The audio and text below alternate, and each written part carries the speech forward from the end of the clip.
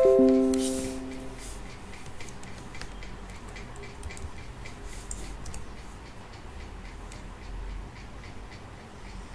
है।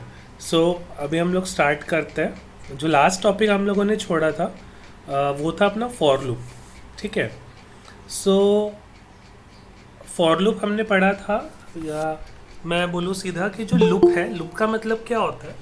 जब आपको पर्टिकुलर एक रेंज दी हो, जब आपको एक स्टार्ट पॉइंट दिया हो, जब आपको एक एंड पॉइंट दिया हो, और आपको कोई भी ऑपरेशन परफॉर्म करना है तो वो पर्टिकुलर रेंज में करना है, तो हम लोग क्या करते हैं? हम लोग यूज़ करते हैं लूप। ठीक है। सो पहला लूप हम लोगों ने देखा था वाइल लूप, उसके बाद में फिर हम लोगों ने देखा था डू वाइल के बाद में फिर हम लोगों ने देखा which is our for loop. ठीक है। सो अब फॉर लूप के बाद में एक बहुत इम्पोर्टेंट कंसेप्ट है जिसमें हम लोग सिलेक्टार्स एंड सारी चीज़ें पढ़ने वाले हैं, बट सिलेक्टार्स और बाकी चीज़ पढ़ने के पहले एक कंसेप्ट है जिसको हम लोग बोलते हैं एरे। ठीक है। तो एरे अंडरस्टैंड होना ज़रूरी है। उसके बाद में फिर हम लोग एरे के बाद में देखेंगे कि ऑब्जेक्ट क्या होता है। ठीक है। तो पहले हम लोग समझते हैं कि व्हाट इज़ एरे और एरे कैसे क्रिएट होता है।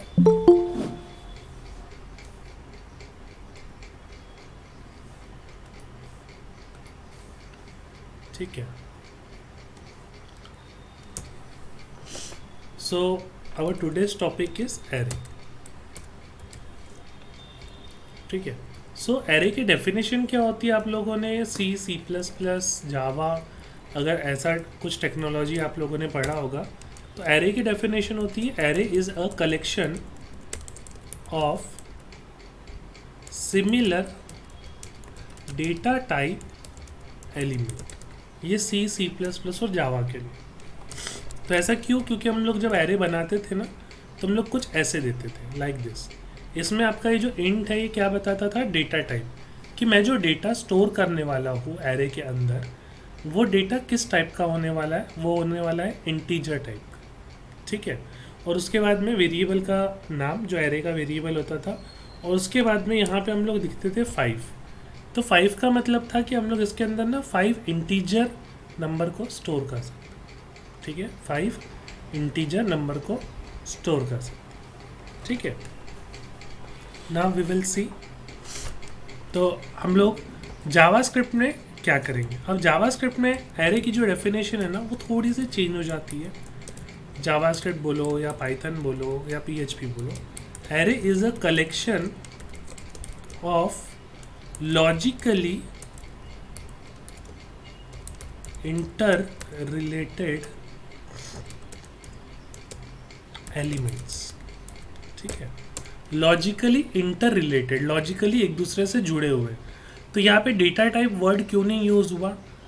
यहाँ पे डेटा टाइप वर्ड इसीलिए नहीं यूज़ हुआ क्योंकि जब हम लोग जावास्क्रिप्ट में कोई वेरिएबल बनाते हैं, सपोज वैर a इक्वल्स टू 90 करके, तो आपका ये जो वैर है ना ये वेरिएबल दर्शाता है, ना कि कोई डेटा टाइप बताता है।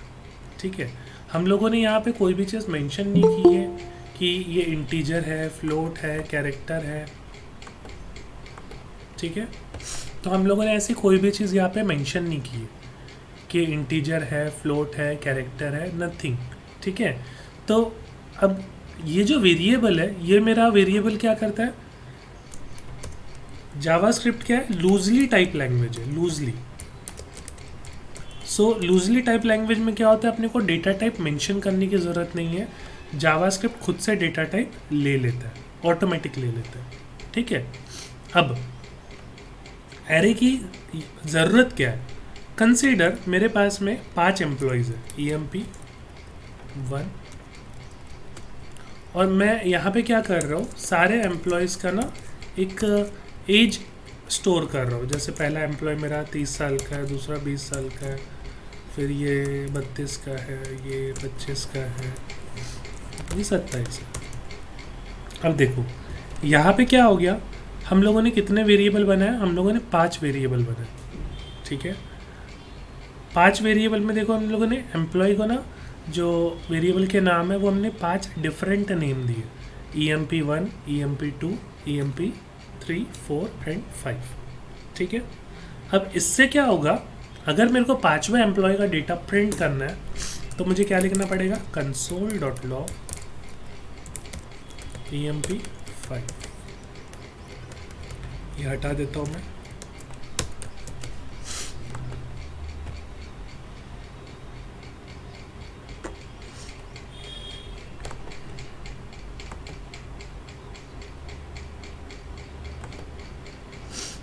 तो ये देखो यहाँ पे EMP5 का डेटा क्या है, 27। तो अब हम लोगों ने क्या किया, हम लोगों ने ना 5 वेरिएबल बनाए। क्यों बनाए, क्योंकि 5 एम्प्लॉयज़ है ना। तो अब एरे क्यों बनाया जाता है, अब एरे की खास बात क्या है ना, जो मैंने ऊपर कोड लिखा है सेम कोड मैं नीचे लिख रहा हूँ। EMP equals to square bracket of 30, 20, 32, 25 and 27। ठीक है, अब आप ऊपर और नीचे दोनों देखेंगे, यहाँ मुझे कितने वेरिएबल बनाने पड़े, यहाँ मुझे बनाने पड़े 5 वेरिएबल, यहाँ से लेके यहाँ तक 5 वेरिएबल्स। यहाँ मुझे कितने वेरिएबल बनाने पड़े, एक सिंगल वेरिएबल, पर मैंने उसके अंदर कितना डेटा स्टोर किया, 5 का 5 डेटा स्टोर किया। ठीक है, तो 5 अलग अलग वेरिएबल बनाने से बेटर हम लोग क्या कर रहे हैं, एक सिंगल वेरिएबल बना रहे हैं और इस सिंगल वेरिएबल के अंदर 5 अलग अलग डेटा स्टोर कर रहे हैं। ठीक है, जो डेटा ऊपर है वही डेटा यहाँ पे। एक वेरिएबल जब हम लोग क्रिएट करते हैं तो सपोज यहाँ पे 2 बाइट का डेटा लग रहा है, तो सेम एरे के केस में भी यहाँ पे 2 बाइट का ही डेटा लगेगा। मतलब जितना मेमोरी ये ऑक्यूपाई कर रहा है सेम मेमोरी ये भी ऑक्यूपाई करेगा। तो ऐसा नहीं होगा कि मैं एरे बना रहा हूँ तो इसका मेमोरी और इसका मेमोरी अलग अलग रहेगा, है ना। तो जितना मेमोरी ये ऑक्यूपाई कर रहा है उतना सेम मेमोरी ये भी ऑक्यूपाई करेगा। ठीक है, अब यहाँ पे सिर्फ डिफरेंस क्या हुआ, डिफरेंस इतना हुआ कि मैं यहाँ पे 5 अलग वेरिएबल बना रहा था, 5 अलग वैल्यू स्टोर कर रहा था। अब वैसे ही मुझे अगर 100 एम्प्लॉय के डेटा स्टोर करना होता तो मुझे 100 वेरिएबल्स बनाने पड़ते। ठीक है, बट एरे के केस में क्या बढ़िया चीज़ हो गई कि वेरिएबल हमको एक ही बनाना पड़ रहा है और उसके अंदर हम लोग क्या कर रहे हैं, 1 2 3 4 5 अलग अलग वैल्यूज़ को स्टोर कर रहे हैं। समझे। अब यहाँ पे क्या होता है, इसमें बोला जाता है एक इंडेक्स पोजीशन। जब आप एरे के अंदर में डेटा स्टोर करते हो तो हर एक इस पर्टिकुलर वैल्यू की ना एक इंडेक्स पोजीशन होती है। ठीक है, इसकी इंडेक्स पोजीशन है 0, इसकी है 1, इसकी है 2। ये हमेशा 0 से स्टार्ट होगा। ठीक है, फॉर एग्ज़ाम्पल मुझे क्या करना है, मुझे EMP ऑफ 30 प्रिंट करना है जिसकी इंडेक्स वैल्यू है 0। ठीक है,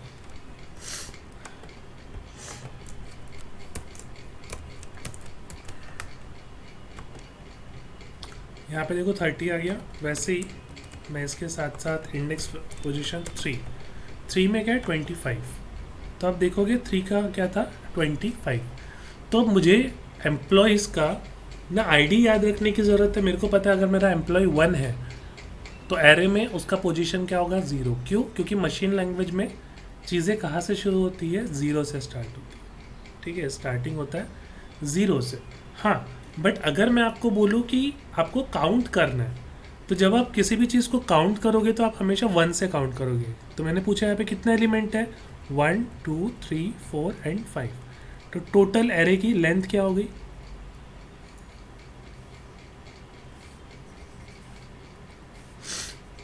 जो एरे की लेंथ है, एरे की लेंथ क्या होगी आपकी 5। समझे, 5 is the length. Got it. तो इस तरीके से हम लोग क्या कर रहे हैं, 5 अलग वेरिएबल बनाने की जगह हम लोग एक सिंगल वेरिएबल बना रहे हैं और वहाँ पे वैल्यू स्टोर कर रहे हैं। अब यहाँ पे जो आपका एरे है, ये एरे कौन सा है आपका, इंडेक्स्ड एरे।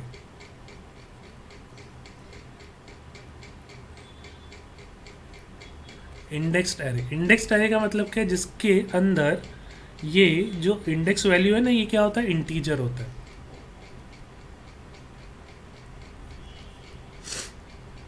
ठीक है, पीएचपी में ना इंडेक्स एरे एक चीज़ होती है, एक एसोसिएटिव होता है, जिसमें जो इंडेक्स वैल्यू है वो क्या होती है, एक स्ट्रिंग होती है। ठीक है, तो यहाँ पे हम लोग कौन सा एरे पढ़ रहे हैं, this array is indexed array. Why, क्योंकि इसकी इंडेक्स पोजीशन जो है ना वो क्या है, एक integer number, this integer number. ठीक है, तो पहले हम लोगों ने देखा, अब यहाँ पे हम लोग को एरे को पार्स करना है।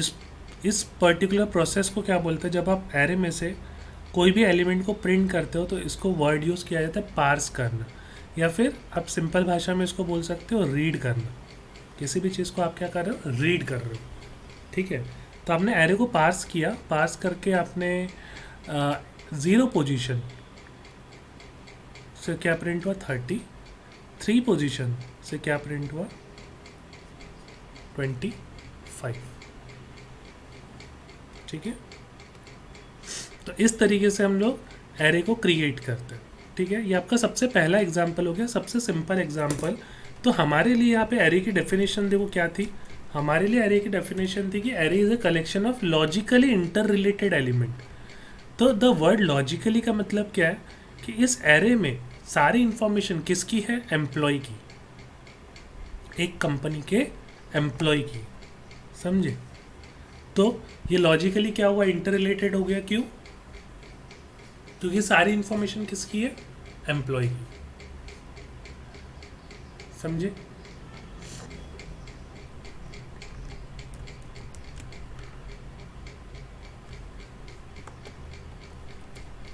ठीक है।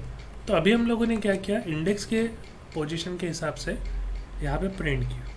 अब सपोज मुझे क्या करना है, इस एरे का लेंथ निकालना है। ठीक है, तो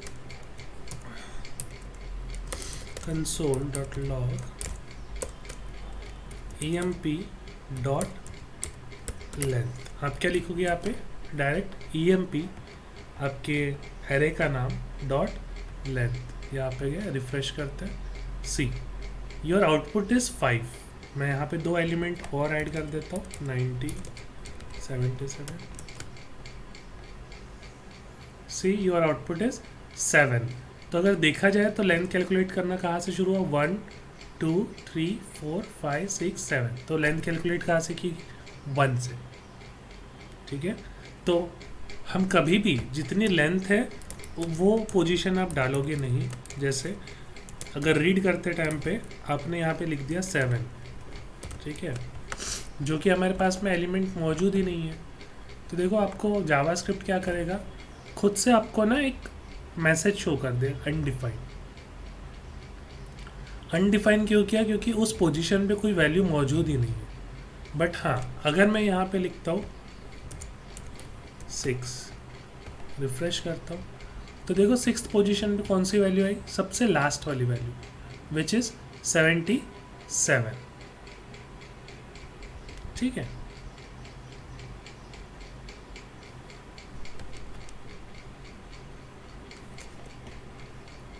सो यहाँ पे आप देख सकते हैं कि हम लोग क्या कर रहे हैं, पहले लेंथ हमने कैलकुलेट कर दिया, लेंथ कैलकुलेट करके हमने सिंपल प्रिंट कर दिया। अब मैं अगर चाहूँ तो फॉर लूप का यूज़ करके ये पूरे एलिमेंट्स को एक एक करके प्रिंट कर सकता हूँ।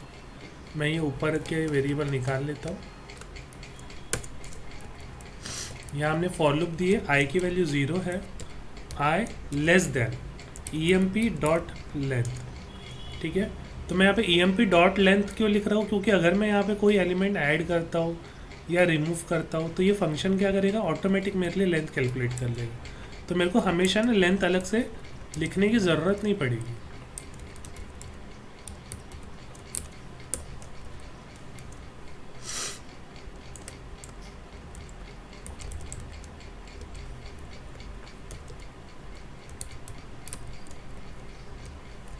और यहाँ पे हमने देखो अभी क्या लिखा है, एलिमेंट ऑफ आई। तो आई लिखने का मतलब क्या है, आई की वैल्यू है 0, ठीक है, 0 less than what is the length, 7। Condition true, अंदर आएगा। emp आई की वैल्यू क्या है 0, तो 0 है, तो 0 में कौन सा एलिमेंट है 30, ठीक है। तो ये देखो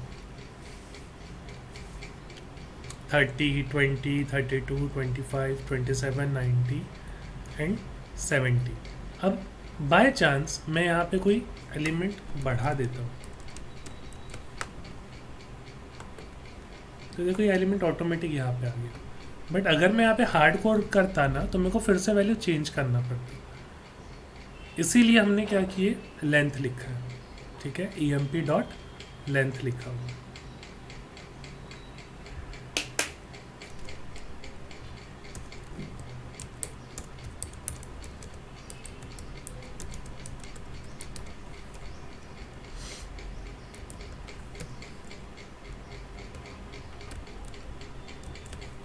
तो अभी हमने क्या किया, पूरा का पूरा एरे आपका पास कर दिया, ठीक है। ये हो गया आपका प्रोग्राम नंबर 1। इतने इसमें किसी को कुछ डाउट है, कोई कंसेप्ट नहीं समझा हो, है ना, क्योंकि यही से चीज़ें स्टार्ट होगी अपनी।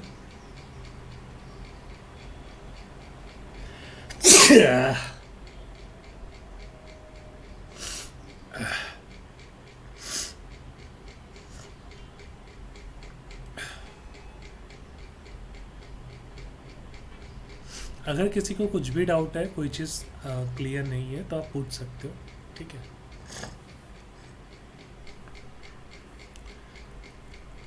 नेक्स्ट हम लोग क्या करेंगे, अभी यहाँ से मुझे क्या करना है, जितने एलिमेंट्स हैं इन सभी का पहले इसको रिवर्स ऑर्डर में प्रिंट करता है। फॉर एग्जांपल पहला टास्क हम लोग लेते हैं कि रिवर्स ऑर्डर में प्रिंट करना है। अब रिवर्स ऑर्डर में प्रिंट करना है तो हमारी आई की वैल्यू कहाँ से शुरू होनी चाहिए, जो टोटल लेंथ है।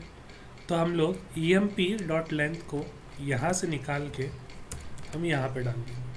अब हमारा आई कहाँ से शुरू होगा, 8 नंबर से, ठीक है। और आई की value greater than equals to 0 रहनी चाहिए, है ना।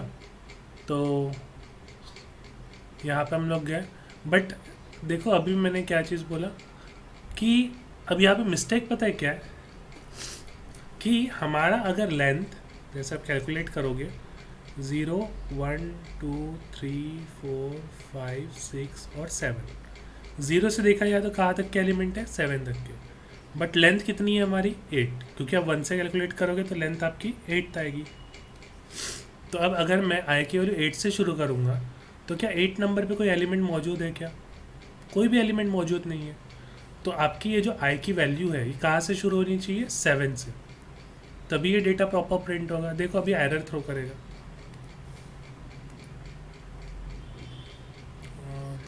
Sorry save,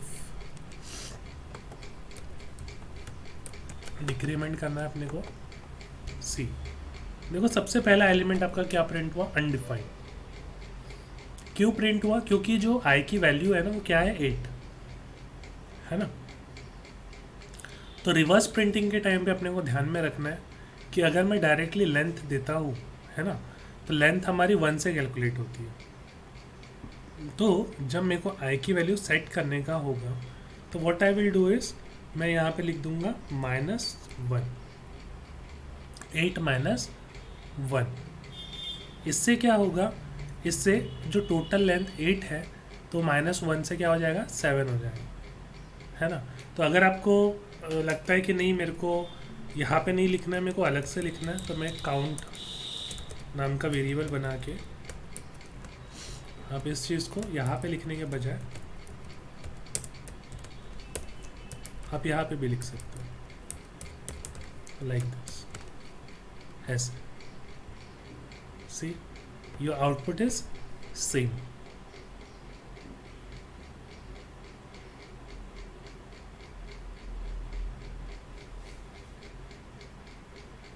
got it. तो अभी हम लोगों ने यहाँ पे एरे को कैसे प्रिंट कर दिया, हमने प्रिंट कर दिया रिवर्स ऑर्डर में।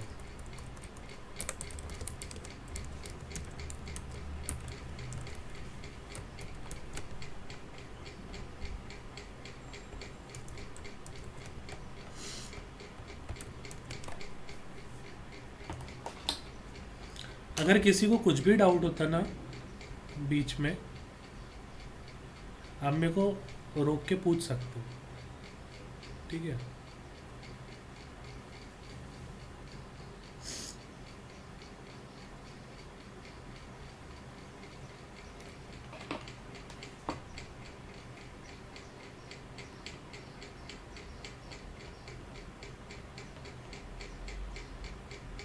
तो होप सो इतना क्लियर होगा। रिवर्स ऑर्डर मैंने डाल दिया, ठीक है। नेक्स्ट टास्क हम लोग देखेंगे, हम लोग करेंगे यहाँ पे सम ऑफ ऑल एरे एलिमेंट। तो जब भी मुझे सम करना है तो मैं काउंटर, इसको ज़्यादा कंफ्यूज ना करते हुए मैं स्टार्ट करता हूँ 0 से।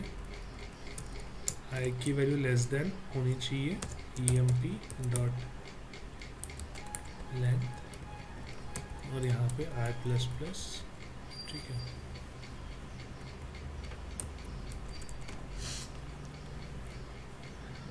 तो इसको अगर मैं रन करता हूँ, देखो एलिमेंट्स प्रिंट हो गए। अब मुझे क्या करना है, सम करना है, सभी चीज़ों का सम करना है। टोटल इक्वल्स टू 0, ठीक है। Total equals to total plus employ of I.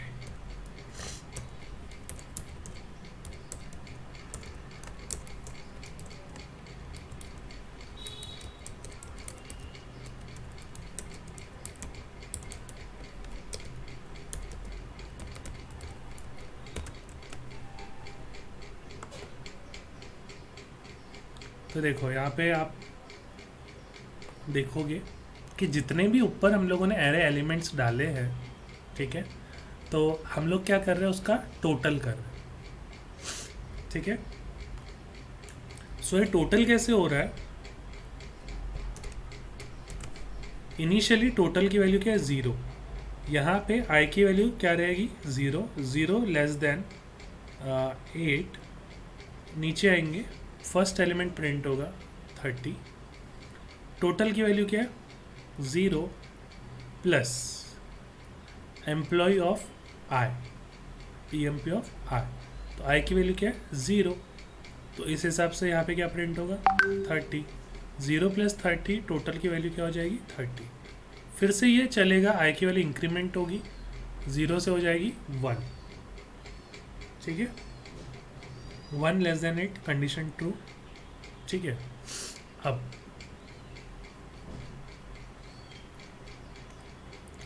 Total की प्रीवियस वैल्यू क्या थी 30 प्लस करंट वैल्यू आई की क्या है 1, तो 1 पोजीशन पे क्या है 20, ठीक है। तो 30 प्लस 20 क्या हो जाएगा 50। तो ऐसे पहले इसका सम, फिर इसका सम, इसका सम, ऐसे सम होते होते जो सबसे लास्ट में आपकी वैल्यू मिलती है वो मिलती है 356।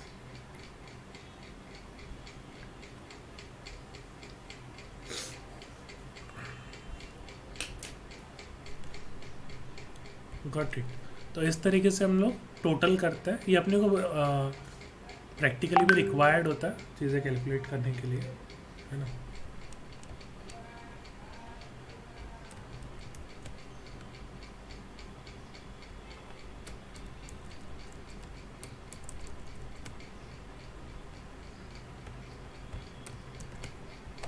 ये हो गया आपका टोटल कैलकुलेट करने वाला, ठीक है। सो अब हम लोग देखते हैं एक दूसरे टाइप का एरे, दूसरा एग्जांपल लेते हैं। सपोज हमारे एरे का नाम है स्टूडेंट, ठीक है। और स्टूडेंट एरे में मुझे क्या करना है, स्टूडेंट का नाम स्टोर करना है, उसका एज स्टोर करना है, उसका एड्रेस स्टोर करना है, ठीक है, और उसका मोबाइल नंबर स्टोर करना है। इस केस में जैसे यहाँ पे एक और चीज़ मैं डाल देता हूँ कि एज के बाजू में हम लोग एक फ्लोट वैल्यू ले लेते हैं, वेट, ठीक है, सी। अभी यहाँ पे जो मैंने एरे क्रिएट किया है, ठीक है, यहाँ पे पहला वाला जो है ये क्या है, स्ट्रिंग, दूसरा वाला क्या है, इंटीजर, तीसरा वाला क्या है, फ्लोट, ठीक है। तो हमने क्या किया, जो तीन हमारे प्राइमरी डेटा टाइप है ना, कौन से, इंटीजर, स्ट्रिंग एंड फ्लोट, ये तीनों के तीनों डेटा टाइप हम लोगों ने कहाँ डाले, एक साथ डाल दिए, कहाँ पे, एक सिंगल एरे में, ठीक है, कहाँ डाल दिए, एक सिंगल एरे में, ठीक है। तो चेक करते हैं, मैं क्या करता हूँ, पूरे के पूरे एरे को ही कंसोल मार देता हूँ,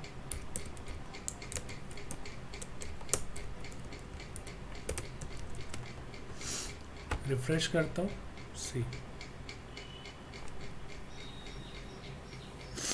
तो आप यहाँ पे देखेंगे कि देखो ये आपका 0 1 2 3 4 ये इंडेक्स वैल्यू है।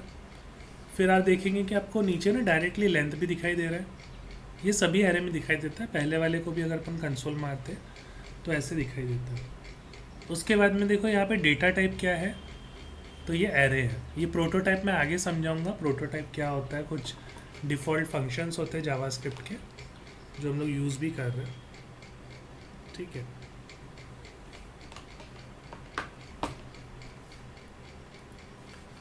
यहाँ पे आप लोग देखोगे ये इंडेक्स पोजीशन है। तो इस केस में जो हमारा एरे है, ये वाला पर्टिकुलर एरे, ठीक है, तो इसको हम लोग ना इंटीजर एरे नहीं बोल सकते। क्यों नहीं बोल सकते? क्योंकि सारे के सारे नंबर इंटीजर है क्या? क्या सारे एलिमेंट इंटीजर है क्या? नहीं, ठीक है। तो हम लोग ऐसे एरे का यूज़ कब करते, जब मुझे प्रॉपरली एक पर्टिकुलर इंफॉर्मेशन स्टोर करना होता है।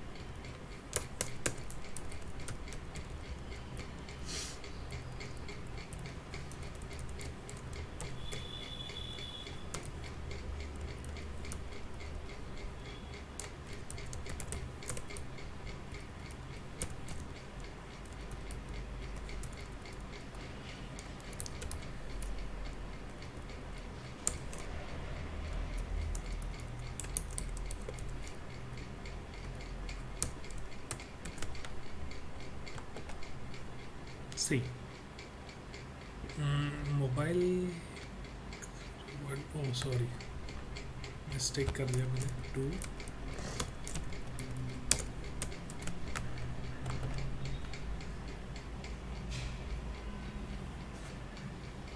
तो इस केस में जो हमारा एरे है उसकी डेफिनेशन क्या होगी?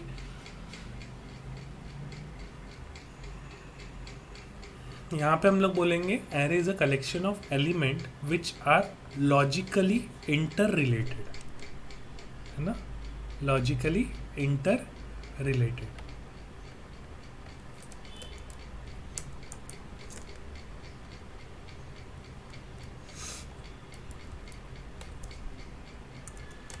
मैं यहाँ पे मल्टीपल एग्जांपल्स क्यों ले रहा हूँ, ताकि आपको चीज़ें अंडरस्टैंड हो, है ना।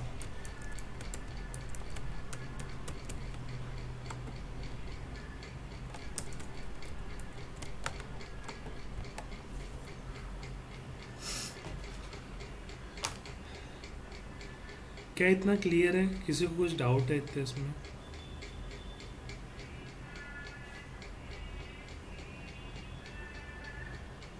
सर हाँ, सर सपोज हमें सिर्फ और सिर्फ थर्ड थर्ड जो इंडेक्स नंबर है उसका डेटा एक्सेस करना है और हमें पता नहीं है कि वो कौन से एग्जैक्टली कौन से लोकेशन पे है, Like,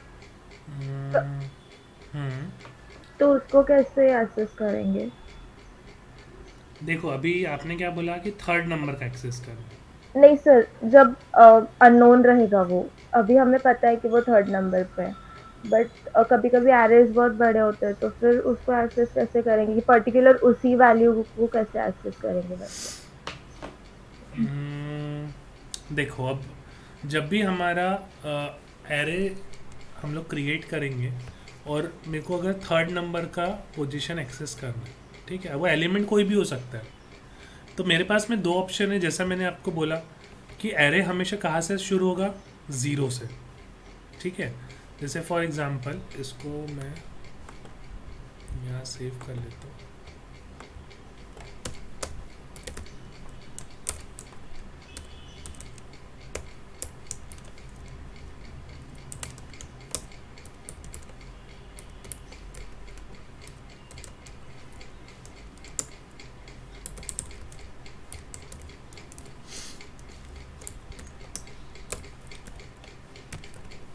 अब देखो मैंने क्या किया, बाय डिफ़ॉल्ट ना इस टाइप से लिख दिया, तो इसका मतलब क्या है कि जो थर्ड पोजीशन है 80.5, ठीक है, ये प्रिंट करेगा। बट मुझे क्या करना है, एक कंडीशन देना है कि मेरा लुक क्या करे, जब आई की वैल्यू 2 होती है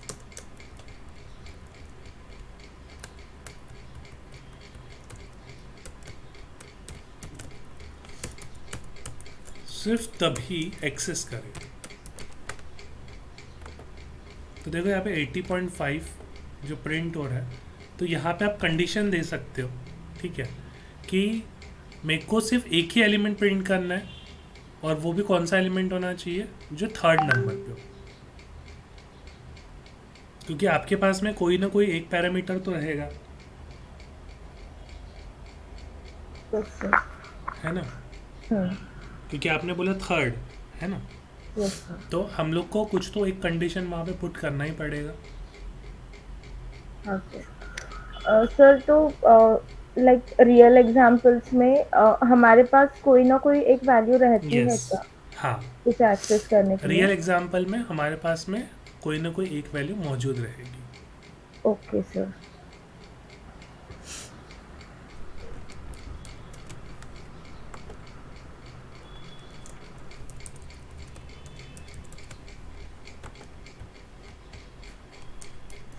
ठीक है, नेक्स्ट इज नेस्टेड एरे।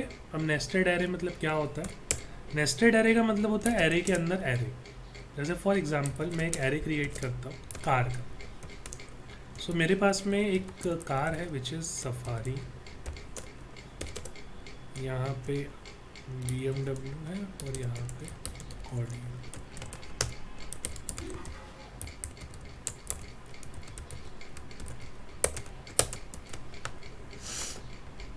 तो यहाँ पे आप देखेंगे कि 0 पे सफारी है, 1 पे BMW है, 2 पे ऑडी है, ठीक है।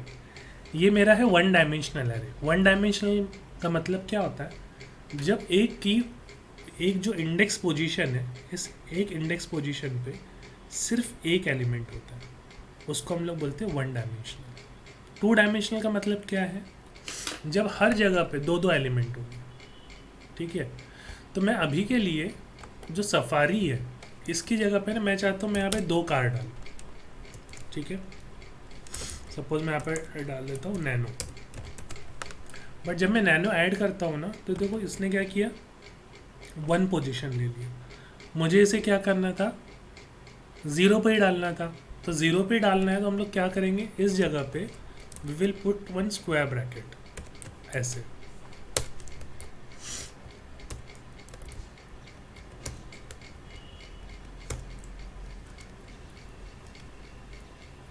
तो अभी यहाँ पे आप देखोगे कि ये हो गया 0 इंडेक्स, ये हो गया 1 इंडेक्स, ये हो गया 2 इंडेक्स। अब जब मैं इसको रिफ्रेश करता हूँ तो देखो 0 पे एरे 2 दिखा रहा है, तो 0 के 0 पे सफारी है, 0 के 1 पे नैनो है। तो जब मैं फॉर एग्जांपल मेरे को सफारी या नैनो को प्रिंट करना है, तो मैं कैसे लिखूँगा, कार स्क्वायर ब्रैकेट 0 पोजीशन के अंदर 0 पोजीशन। तो यहाँ पे क्या आएगा, सफारी, ठीक है।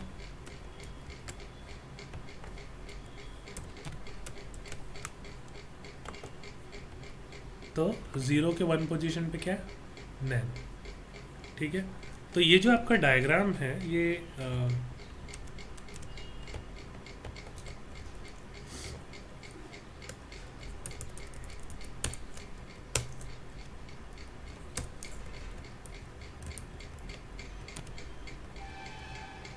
हम लोग इसको जनरली कैसे बनाते हैं मैट्रिक्स फॉर्म में, ये आपका 0 पोजीशन है, ये आपका 1 पोजीशन है, ये आपका 2 पोजीशन है। 0 का 0 पोजीशन है सफारी, 0 का 1 पोजीशन है नैनो। आप लोगों ने मैथ्स पढ़ा होगा तो वहाँ पे ना हम लोग ऐसा मैट्रिक्स पढ़े थे हम लोग, 1 2 3 4। तो यहाँ पे 0 1 लिखते थे, यहाँ पे 0 1 लिखते थे। तो 0 का 0 मतलब 1 एलिमेंट, 0 का 1 मतलब 2 एलिमेंट, 1 का 0 मतलब 3 एलिमेंट, 1 का 1 मतलब 4 एलिमेंट। ये हम लोगों ने मैट्रिक्स का रहता था, है ना, मैथ्स में हम लोगों ने उसमें ये चीज़ पढ़ी है ना। तो वैसे ही जो आपका सेम एरे बनता है, ये आपका एरे बनता है मैट्रिक्स फॉर्मेट में, ठीक है। तो इसको हम लोग परफेक्टली 2 डायमेंशनल एरे नहीं बोल सकते। द रीज़न इज 0 पे 2 एलिमेंट है बट 1 पे नहीं है, 2 पे नहीं है, ठीक है। तो जब हर एक पोजीशन पे 2 एलिमेंट होंगे, जैसे फॉर एग्जांपल यहाँ पे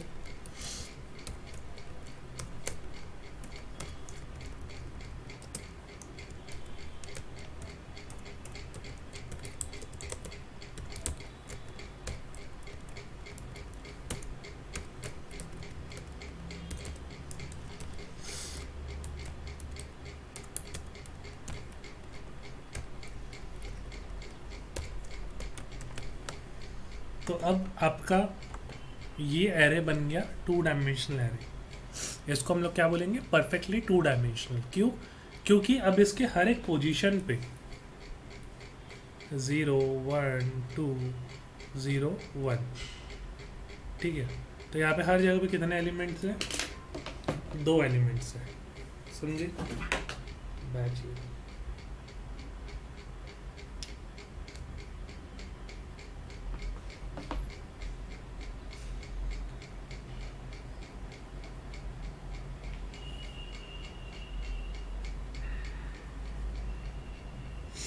समझे क्या?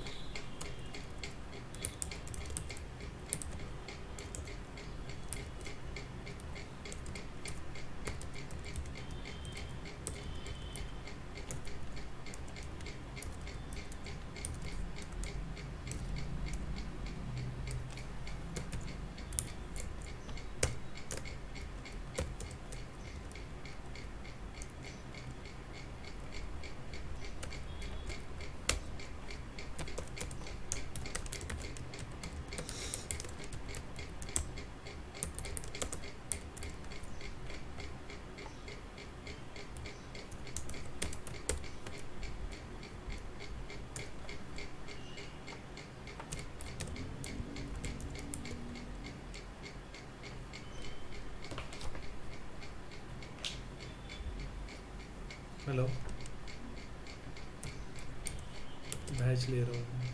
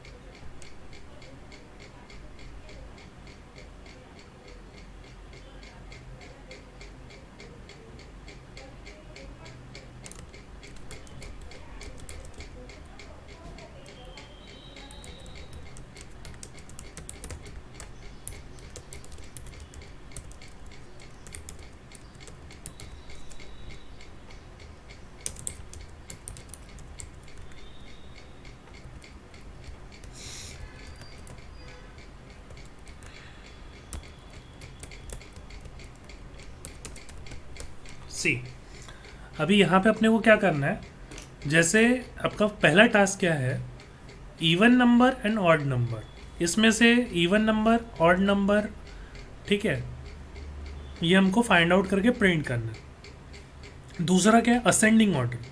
असेंडिंग ऑर्डर का मतलब क्या है, छोटा फिर उससे बड़ा फिर उससे बड़ा फिर उससे बड़ा, ठीक है। Check whether the element in an array is prime और नॉट। तो हमको चेक करना है क्या इसमें जो एलिमेंट है क्या वो प्राइम नंबर है क्या, ठीक है। प्राइम नंबर का मतलब क्या, या तो 1 से डिवाइड होगा या खुद से डिवाइड होगा, ठीक है। उसके बाद का टास्क क्या है, find the print the largest and the smallest element. सबसे बड़ा नंबर कौन सा है, 90। सबसे छोटा नंबर कौन सा है, 22, ठीक है।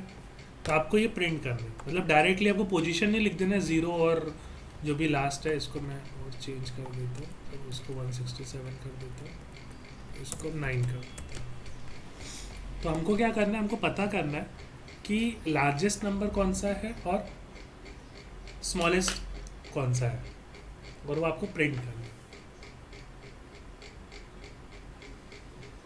Got it?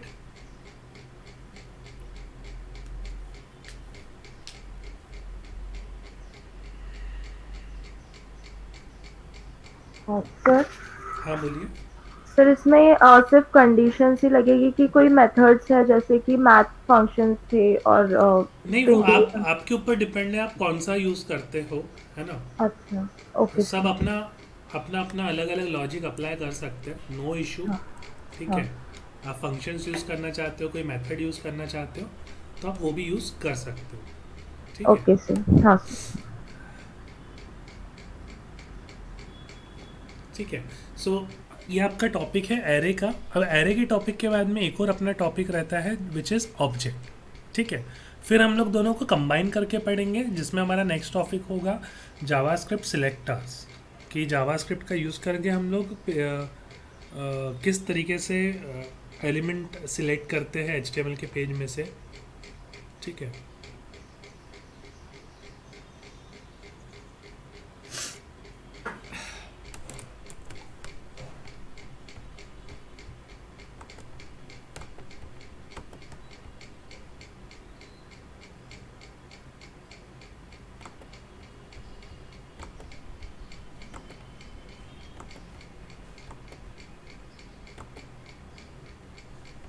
मैं आपका ये टास्क शेयर कर देता हूँ ग्रुप पे।